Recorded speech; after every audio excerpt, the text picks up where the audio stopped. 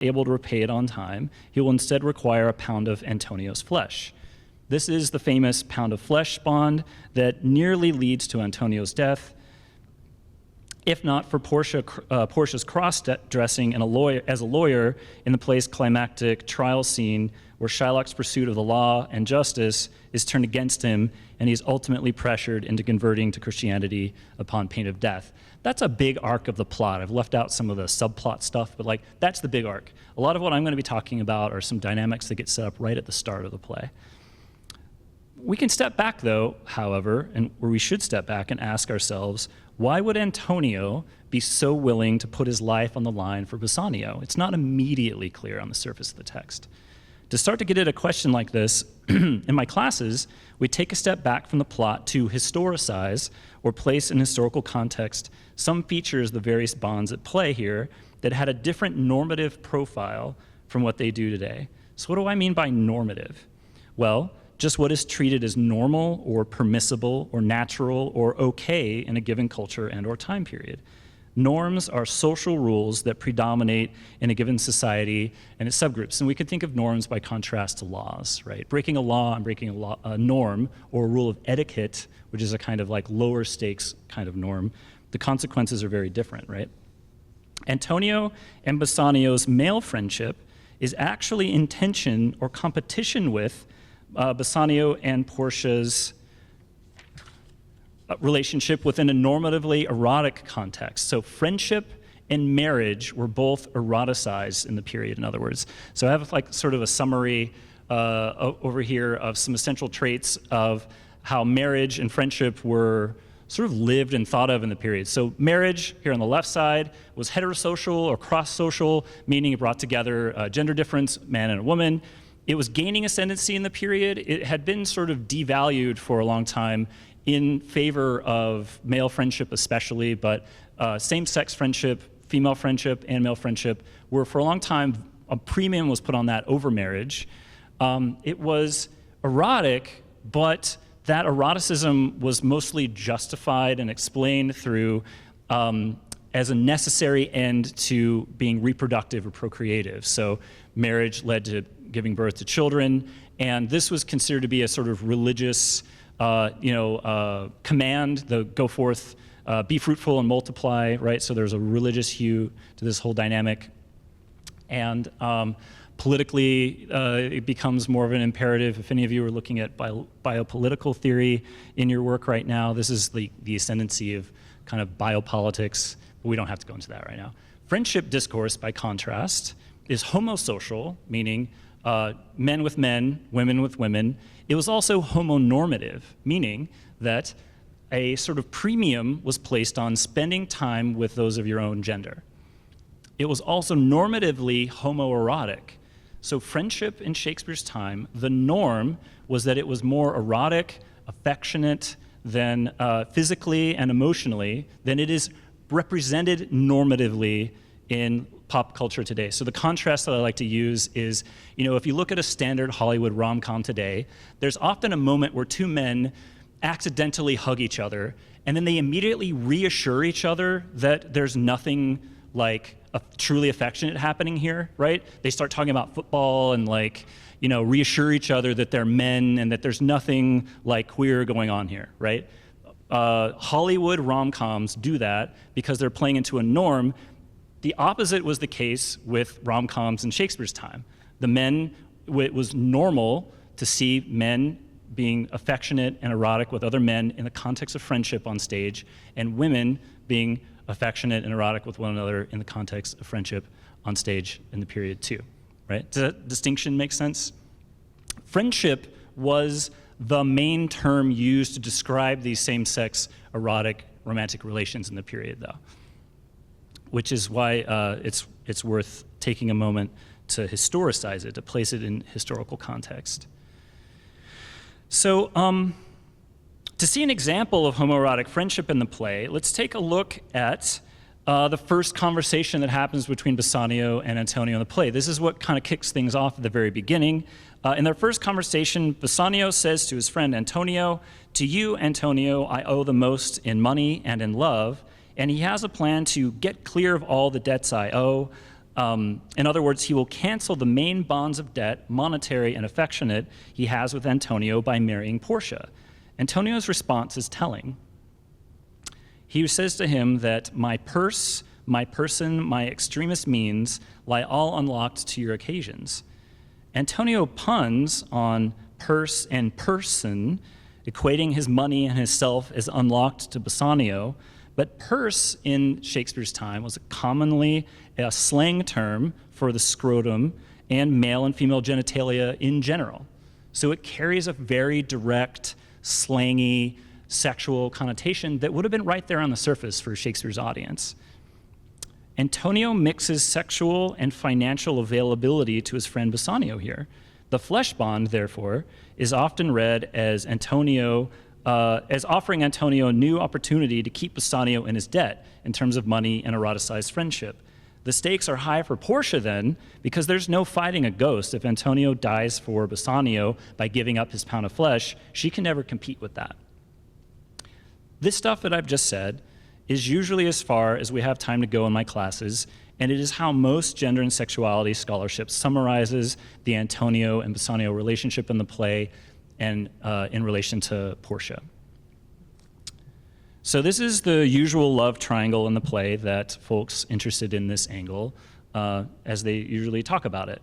While all of this is helpful and I think also accurate, it is not the whole picture.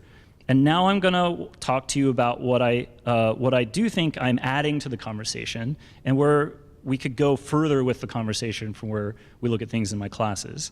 Specifically, scholars in my field have missed the fact that the bond between Shylock and Antonio is also eroticized in and through its connections with usury and friendship as well. So Shylock usually comes into this picture as an antagonist in relationship to Antonio with this bond, and he's usually spoken of in this context as a scapegoat, somebody who has to be overcome, jettisoned from the dynamics of the play, such that our love triangle can reassemble itself, right? But what I want to say is I'm interested in this as a love triangle. I'm interested in thinking of Antonio at the center of a relation that gets formed between Shylock and him, and what already exists between him and Antonio walking into the first scene that these three men have together. And I think that the pound of flesh bond initiates something that ultimately shoulders Bassanio out. And so really what I'm interested in is this eroticized relationship between Antonio and Shylock, and I just don't really see it ever being spoken of in this way. So I'll just leave up here for a little while. This is just like a summary of the different erotic, financial, and religious bonds, and then the two love triangles. So I'll just have that up there for you while I go on for a little while now. So let's take a closer look at the first definitive encounter between Shylock, Antonio, and Bassanio in the play. That's Act 1, Scene 3. This is the scene in which the flesh bond is agreed to, and it's the main scene I'm concerned with today. Antonio has come to Shylock to act as surety for a loan on behalf of his friend Bassanio. Shylock takes advantage of the situation to tease Antonio, saying he's surprised Antonio will take a loan on interest from him, given Antonio normally only gives and takes out interest-free loans.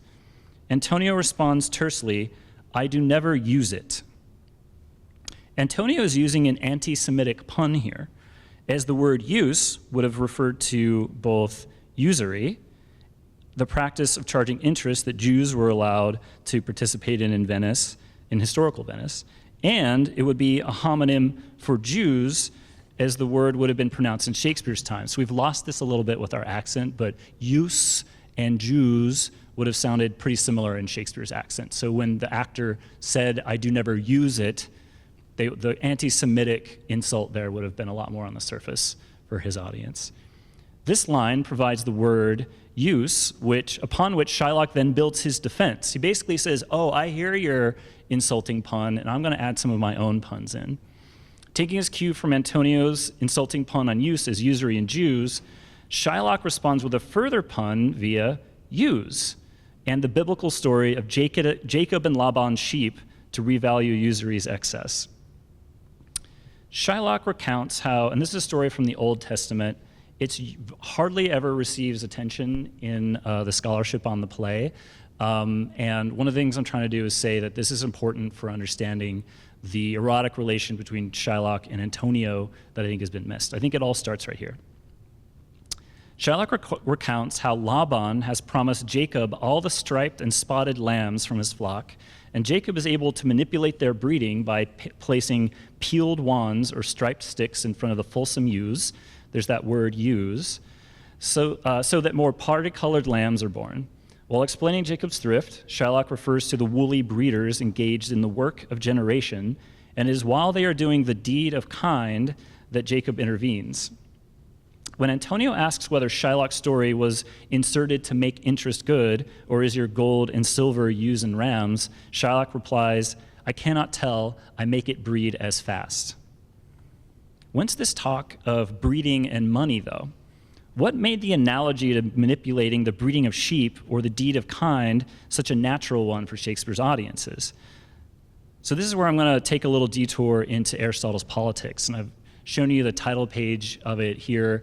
Don't worry if you can't read it very well. Even if you can look at it as closely as I can right here, the ink's a little bit blurred, but just thought it might be nice for you to see. This is the title page from the 1598 publication, facsimile from one of the original documents. Around the same time that The Merchant of Venice is likely to have been staged, the first English translation of Aristotle's Politics was published under the title Aristotle's Politics or Discourses of Government. Accompanied by a line-by-line commentary on the text, this translation of the Politics contains the origin of one of the most potent and oft-repeated critiques of usury in the period. Turning to the beginning of Aristotle's Politics, the reader would have found Aristotle moving very early in his definition of the ideal polis, or city-state, to an interrogation of a life oriented towards money. Aristotle condemns usury, or the lending of money on interest, as the worst instance of a kind of profit-oriented attitude, and Aristotle just thinks that seeking profit for its own sake is just very injurious to the city, to an individual, to the household that they are imagined as running. And he said that it is, the terms in which he says it is bad, is that it is because it makes money engender money. I've left this quote here in the original early modern spelling, so you can get a sense for the texture of the language as it would have been printed in the time. V's were U's and U's were V's sometimes. Usury, according to Aristotle in this translation, is the most contrary to nature because interest is a form of issue or engendering, such that usury is not else but money begotten of money. The commentator for Aristotle's Politics, who offers a series of footnotes essentially, offers a clarification. Is all living things bring forth offspring, everyone in his kind, commonly like their parents. Also in usury, the engenderer and the thing is money, which seems contrary to nature that a dead thing as money should engender. The commentator suggests that the reproduction of money is not kind, that is, not natural, because it makes an inorganic dead thing reproduce like living things. So in usury, something that should not be engendering begins to, right? Like everyone in his kind. Aristotle's critique of usury was a powerful and prevalent one in the early modern period, compulsively repeated in the many virulent anti-usury tracts in circulation in England, though with some important modifications.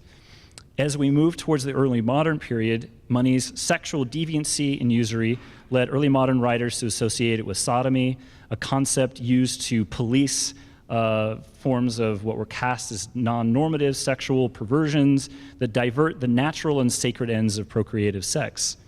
Stage representations of usurers frequently depicted them as sexually rapacious and seductive because of the general sense of sexual perversion Aristotle's critique imputed to them, and plays often lumped usurers together with bawds, pimps or sex workers, or prostitutes.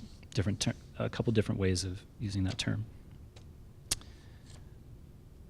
So looking back at Shylock's speech that we saw a second ago, Shylock's speech, taking this seemingly random story from the Old Testament about breeding sheep, repurposes terms like breeding and mean of generation that are often used in anti-usury tracts at the time and places them in a positive religious context.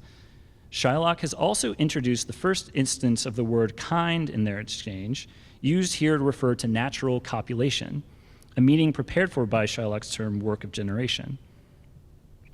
The phrase deed of kind performs much of the rhetorical labor here dedicated to revising in a positive way usury's engendering by recasting it through analogy and biblical allusion as a natural deed, doing what comes naturally, an act performed between two of a kind, Shylock offers a positive ethical valuation of use that correlates the reproduction of money, humans, and animals as all equally natural.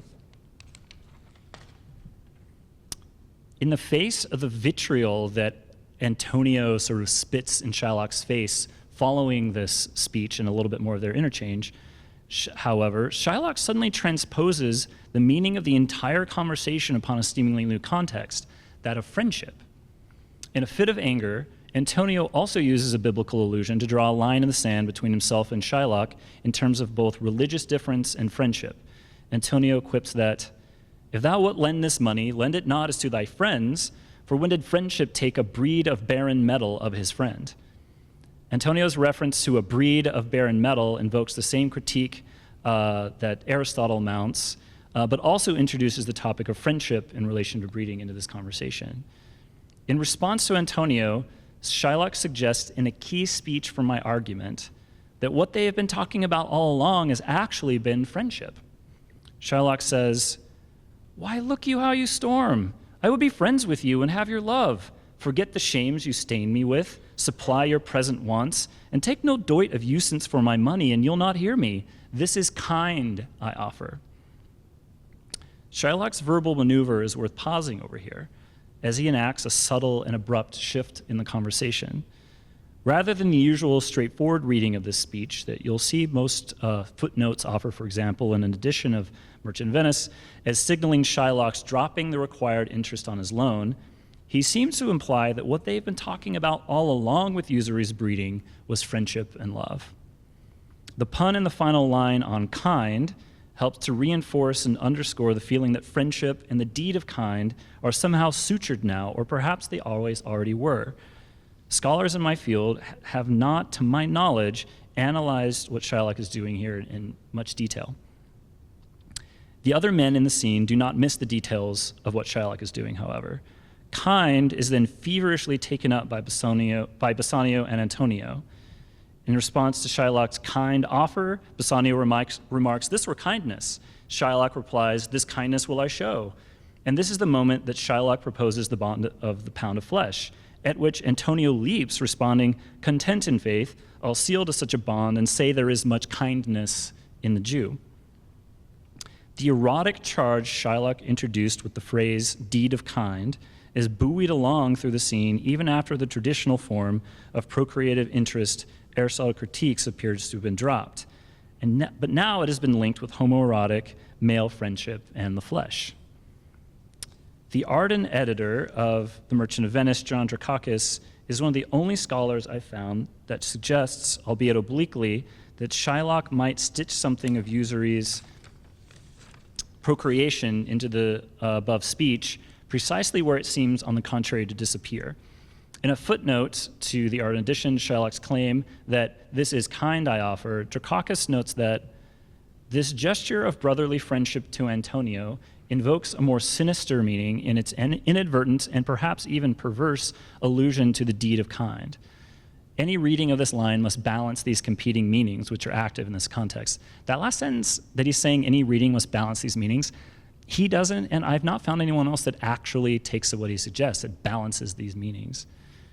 Drakakis gestures towards, without naming, an erotic meaning contained in Shylock's kind offer. But this is where people are not picking up the ball and running with it, I think. That meaning is constructed through its allusion to his earlier analogy of usury's breeding as being like the deed of kind. What Drakakis is not naming here, I argue, is the way in which the allusion to deed of kind suggests that the pound of flesh bond will itself be a bond that is procreative and erotic in some analogous way to the deed of kind. And notice how the word deed already previews the role of contracts and bonds, right? As a deed, as in like a will, for example. Rather than being inadvertent, however, Shylock's wording instead initiates a subtle reworking of the form of interest that might be produced between him and Antonio. Interest will now reproduce in the flesh. A scholar such as Amy Greenstadt has discussed connections between kind and homoerotic male friendship in this scene. Greenstock notes that the word kind is often used by Shakespeare to refer to loving male friendship, and suggests that Antonio's, quote, eagerness to risk his flesh bespeaks a desire for a form of kindness that exceeds the traditional friendship ideal, end quote, which for Greenstock ultimately leads to a bond with Bassanio that, quote, mimics and challenges marital union, end quote. So some folks are seeing some similar stuff to me in this scene, but they're still just very focused on Bassanio and Antonio. They're not looking at this vector between Shylock and Antonio that I'm interested in. Shylock's allusion to the deed of kind in his kind offer, and all the men's hot and heavy play with the word kind, suggests that the eroticism of usury will continue between Shylock and Antonio. This becomes clearer as Shylock shows us more of what he means by kind. Going back to what he said earlier, we can look at the rest of that speech. Shylock says, "This kindness will I show. Go with me to a notary, seal me there your single bond, and in a merry sport, if you repay me not on such a day and such a place, such sum or sums as are expressed in the condition, let the forfeit be nominated for an equal pound of your fair flesh, to be cut off and taken in what part of your body pleaseth me." The perverse, that's Drakakis' word, meaning alluded to in Shylock's kind offer, has now been elaborated here as the formation of a powerful bond with Antonio that invokes the flesh. Shylock refers here to the pound of flesh forfeiture as a merry sport, whose wordplay evokes the deed of kind. The pun on merry and marry, as in marriage, combined with the sexual connotations that sport often carried with it for Shakespeare, and that's an OED, one of the OED editions for sport. Conjures a sense of the pound of flesh as a fantasy production of a married sexual sporting. Shylock's reference to Antonio's fair flesh and his body in terms of how it pleaseth me also sustains the erotic connections traversing the word kind across this scene.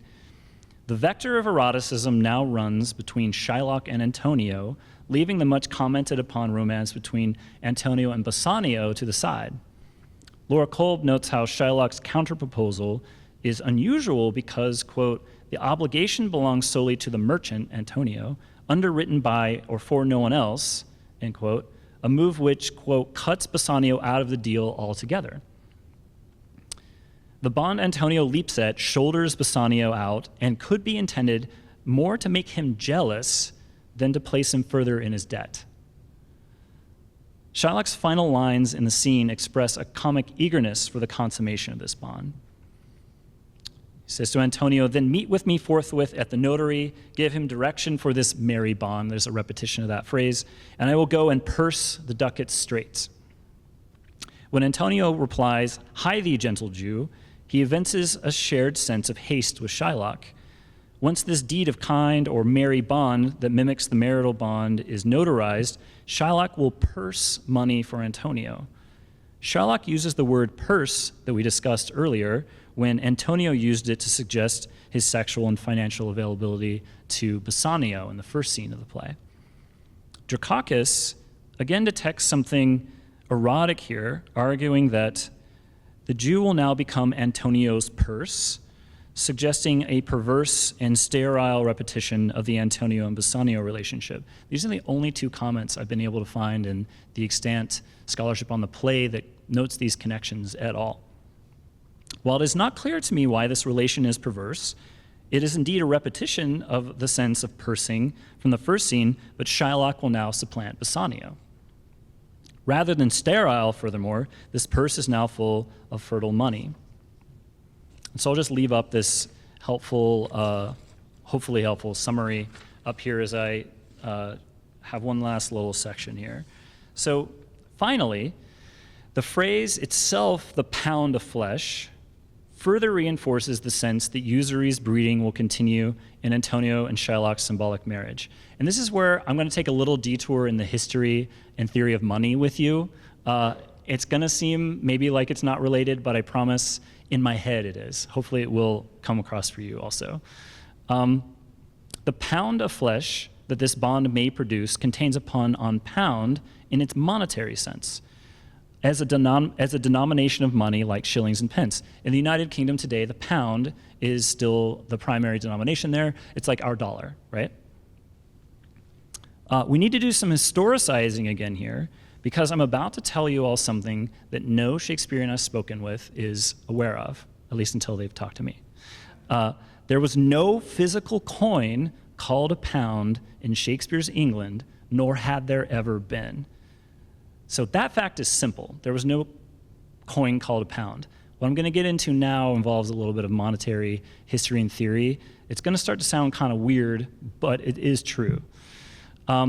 There was no physical coin called a pound in Shakespeare's England, nor had there ever been, since the time of Charlemagne until the French Revolution, which is 100 years after Shakespeare dies, right? The pound was instead a perfectly familiar virtual form of currency in the period. The pound was what monetary theorists call a unit of account. It was used to state prices, keep written records, and declare the value of domestic and foreign coins. Shops listed expensive items, a length of fine cloth, for example, in pounds, but you paid them with physical coins that added up to a value of what the pound was rated at. Similarly, people kept their financial records in pounds, shilling, and pence, but they were converting any coins they received into pounds when they wrote this down. The pound, in other words, had never existed in the flesh in England. Shakespeare's audience was familiar with the fact that it was never minted as a physical coin, but only circulated in speech and writing. This was a plain, boring fact for anyone in England. This isn't some high concept thing that only, scholars and kings and queens would be familiar with. From the poorest, least educated day laborer to the Queen of England, people were living with this in their everyday lives, wherever they went. This is how money worked for them. It is a partially helpful analogy to think of something like Bitcoin, because it worked like Bitcoin in that there was no physical thing, but you could convert physical currency into it, but it was a state-regulated virtual currency. And Bitcoin's whole point is that it's outside of this regulation of nation states, right? It was a unit of account only ever known through language, but with real effects in the material world, existing as what monetary historian Carlo Cipolla refers to as ghost money, or Thomas Luckett describes as, quote, that invisible presence that animated the coin much as the soul animates the body. It was present in the everyday lives of Shakespeare's audience, but in a diffuse form in language rather than in an objectual form or object form. The monetary pun in Shylock's line therefore creates the expectation that the pound will be made physically present at some point in the play. By grounding its materiality in the flesh, rather than gold or silver, the play intensifies the sense of monstrous birth or procreation that was already laid out in, there's already latent in usury's logic of engendering. The pound has always already been present as a structural element in the monetary system of the period, but now the play is pregnant with its imminent corporeality. Usury has become a symbolic alternative for these two men to figure a form of marriage that will be reproductive within the context of money, and also therefore represents a sort of interfaith marriage. This is an anachronistic, but I think still productive way of putting it, because it helps us see deeper into Shylock's motivation here with offering the flesh bond in the first place, as both a deadly maneuver towards an enemy and an alternative bond that expands his own social inclusion. The play allows this radical alternative to cross-sexual or heterosexual marriage to exist for a time, for the span of about an act and a half or 2 acts in the play. But when Shylock demands his pound of flesh towards the end, things have gone too far now, and Portia is brought in the trial scene to put a stop to this birth. Portia blocking this bond represents traditional marriage defending itself against a reimagining of male friendship as procreative through money. That's one of my bigger claims for the play. A reimagining that would also have meant a deeper level of civic, social inclusion for Shylock that would have challenged the line drawn between citizens like Antonio and insider-outsider aliens like Shylock. And I'll stop there. Thanks.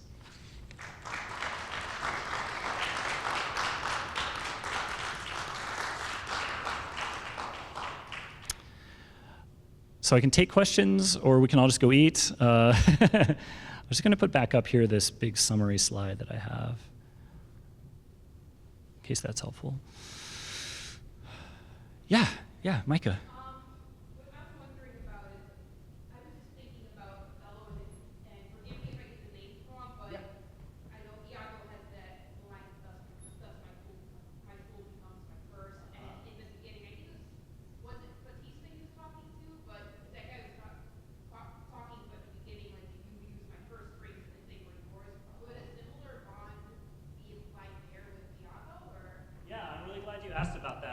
I just added a section into the bigger chapter where I want to say people do talk about this in Othello.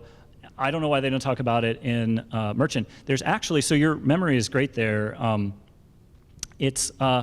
But so to take it even further, so there are those puns on purse there in a sexual sense, but Othello also has Act 3, Scene 3 in Othello is one of the great scenes of like all of drama, and it's where Iago convinces Othello to commit this tragic act, right, and to make Iago his second in command.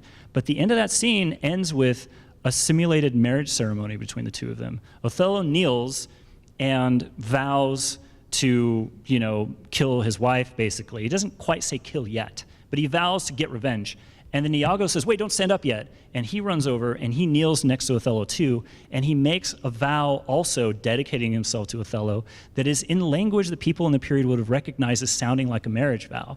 And also, it's very rare to get stage direction in Shakespeare's plays, but one of the two printed editions we have, I think it's actually the Quarto, has the actual stage direction. Othello kneels and then Iago kneels. So that stage picture was really important to the playwright. And it's been recognized for a long time as simulating a kind of marriage ceremony between men.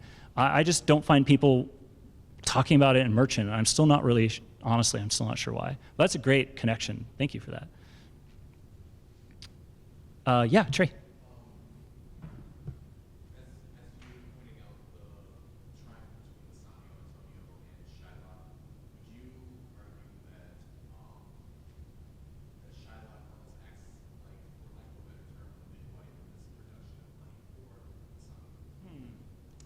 Oh, for Bassanio or for Antonio? Yeah. Yeah, that's a really interesting question. As a midwife. Yeah, I mean, you can occupy multiple sort of symbolic positions in a play. So like, you can be attracted to a lot of people in your life at the same time, right? So I'm not trying to say that Antonio is no longer attracted to Bassanio, for example, right? But I've been thinking of Antonio, like Shylock uses language elsewhere. Antonio and Shylock both use language throughout the play that kind of destabilizes their very firm set gender identity. Shylock's famous "If you prick us, do we not bleed," for example, references, so there's the literal sense of if you cut my skin, I bleed too, so I'm a human just like you. But there's also a reference there to circumcision. A lot of people see that as invoking the Jewish rite of circumcision. But it also is referencing one of the weirdest of the hateful anti-Semitic beliefs in the period. There was a sort of I don't know what to call it, like a myth, an anti-Semitic belief that Jewish males menstruated.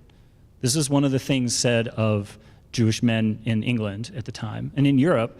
And Shylock's "If you prick us, do we not bleed," some people think maybe it's unintentionally invoking that anti-Semitic stereotype too, right? So there's a destabilizing of firm set gender for Antonio and Shylock throughout the play, more actually than Bassanio. And so that I've thought mostly of Shylock as starting to inhabit structurally the role of a wife to Antonio as like a husband, but their genders become destabilized in general. And so I think as a midwife, that's also very interesting because Shylock is the one whose actual incision into Antonio would physicalize this pound of flesh coming out, and that would make him the one that's there kind of delivering it. So I think that is great, and if I have a footnote for that, I'll credit you in whatever publication that happens. Other questions? Yeah, Rick.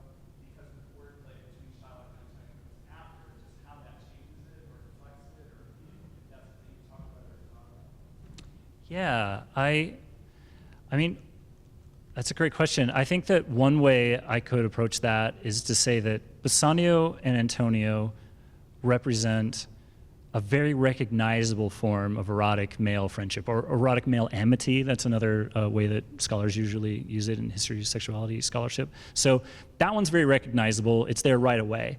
And if you establish your baseline, then you've given your audience an easier way to be able to follow you as you try to kind of change what they're familiar with.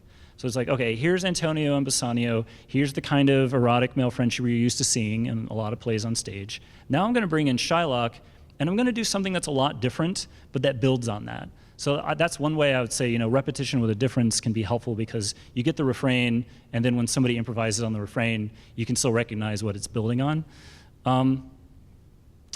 Yeah, I think the other, I think that the big thing that's not really there to the same degree, and so this idea of procreation is not in most homoerotic male friendship discourse in the period. I don't really ever see it, except for in a few little places related, again, to money, where usury itself is referred to. There are places where it's referred to as a form of sodomy, because sodomy was Foucault calls it that murky concept or whatever. Like bestiality was considered under the category of sodomy, right? So it was a deliberately nebulous term used to police behaviors. Where was I going with that? So I think that it also just, the big difference is this idea of trying to imagine a homoerotic relation that's procreative. I think that's one of the really novel things happening in this play, in addition to all the great things that people already talk about with it. And that further entrenches the competition between erotic friendship and marriage in the period, because it's like marriage is like, hey, that's our one thing we have that you don't have. We make kids. Don't try to like take our thing we have. So I kind of see Portia as representing heterosexual marriage as being really threatened by this possibility. Hence the repetition. Does that answer your question? Yeah, no, I don't know what the answer is. Yeah. It advances my thinking of this. Yeah. Great. Yeah. Hey. You can load it. It's okay. Go ahead. In your opinion, why do you think society went backwards from a homoerotic male relationship being a sign of respect and love to now almost being represented as shameful and almost wanting to hide genuine affection for each other nowadays? That's a great big picture question. I wouldn't say it's loaded. I'd say it's a big picture question, right? And I've done work in the history of sexuality that connects some of these dots. And so I'm not an expert in, the best way to try to convey this to you, but I have read folks that talk about how to connect these lines from. It's one of the reasons why people are really interested in this time period, because it is a pivot. It's a transitional moment between a lot of different ways of thinking to more recognizably modern ones. And one of those pivots is a pivot from homoeroticism being normative to heterosexuality being normative, right? That pivot is happening. It's in the mix in Shakespeare's time. And Merchant of Venice is a play that condenses that pivot into itself, right? Thinking about race is beginning to pivot also into modern notions. The rise of capitalism is happening. Like Shakespeare, he was a good writer, but he's also really lucky. He was born on a fault line in history. If he had born at a slightly different time, he wouldn't have had the same rich, contradictory stuff to work with. I think that one big player in this shift has to do with the ways in which governments began, like the state began to realize it needed a big population to run its economy. You got to have a lot of workers to get out in there in the field, fill the factories, fill up your armies. And if people aren't having the kind of sex that results in babies, they're not going to have a big population, and they're not going to be able to fight against their rivals. We can't beat France if we don't keep having kids, right? And so I think there is this political explanation. I think religious discourse starts to be weaponized, right? I mean, we see this today in the news. You hardly have to turn to any cable news channel in some given state has somebody saying, some official getting up and saying something where they're weaponizing religious discourse, right, to stigmatize, couldn't come up with a word, you know, different sexual identities. I think that, so those are like two big ways I'd say it. And then one of the ways that I think is, one of the things I think is cool about doing historically oriented literary scholarship is I'm not really, I mean, I guess I'm interested in history, but I'm kind of like, I'm really bad at remembering facts. Like I often have to like look on my phone quickly to see when Shakespeare was born. Like I don't really care. I don't really care when he was born. I don't really care like I know he had a kid that had a name similar to Hamlet, and that's thematically interesting, but there's like so much biographical stuff that people obsess over that I don't really care about. But I am interested in history as one way of thinking differently about the present, because if it's the norm in American culture to stigmatize people of different sexual and gender and racial and immigrant identities, if you don't have a sense that life has ever been different, you're going to have a lot less hope or enthusiasm or potentially energy to try to change it, right? But if you can look back to a different time period when it wasn't just kind of like permitted, but actually celebrated as above heterosexuality, the same-sex erotic relations in Shakespeare's time. And by the way, it's like a way of smuggling things in with Shakespeare. It's like, oh yeah, look, you guys all love Shakespeare, right? Well, guess what? Things were pretty queer back then. Queer relative to what a lot of these kind of bigoted people's perspectives are on sexuality. So I think that for me, the main reason I'm interested in history is because it's a way at times of being able to look at little pockets of time where things were different and to help reimagine the present differently too. Does that make sense? Yeah. Time for like one more question, maybe? I know I'm definitely, my stomach's definitely, yeah, Katie, go ahead. I got it, this is one of my Shakespeare class students that I didn't quite require to be here, but I applied social pressure, but I didn't make it a requirement. Yeah. Mm-hmm. Uh-huh. Lorenzo. Mm-hmm.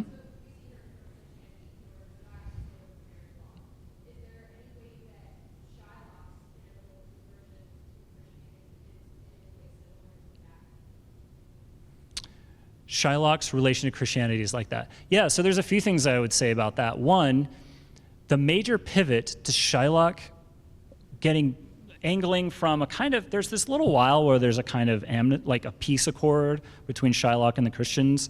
The flesh bond is out there, but they're kind of like getting along. Shylock goes to dinner with them, and you don't see that on stage, but there's this kind of Act 2 into Act 3 phase where things are like kind of okay.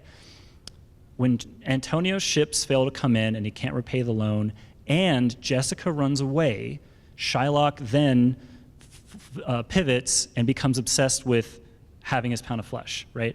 And so for me, what's really key there is that his daughter runs away, a loss of child, right? And so that logic is happening there too. So there's three things I'm going to try to do in relation to your question. The second is Jessica.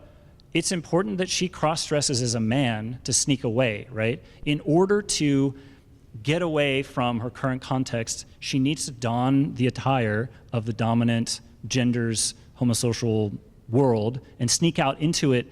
But one of the things that we didn't really get into in class is that it allows the women in the play, so the dark side of homoerotic male amity, right, is that it ends up, so there's a positive and a negative. The positive is it offers an alternative way of thinking about modern norms about sexuality.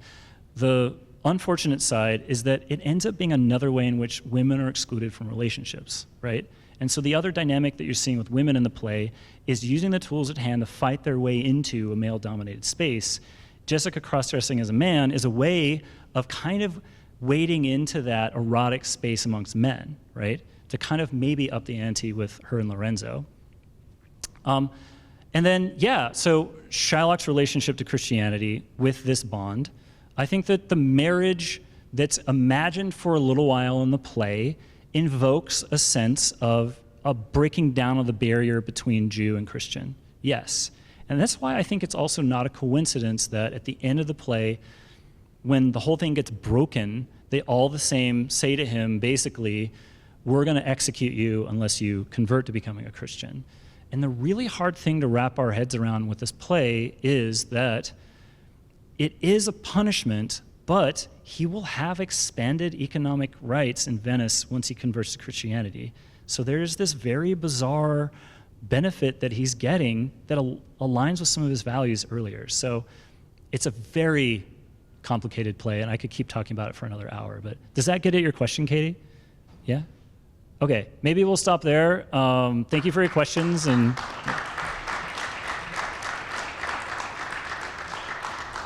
oh, and thanks to Centrique for letting me come in first and then you guys doing your thing. This is a really cool setup.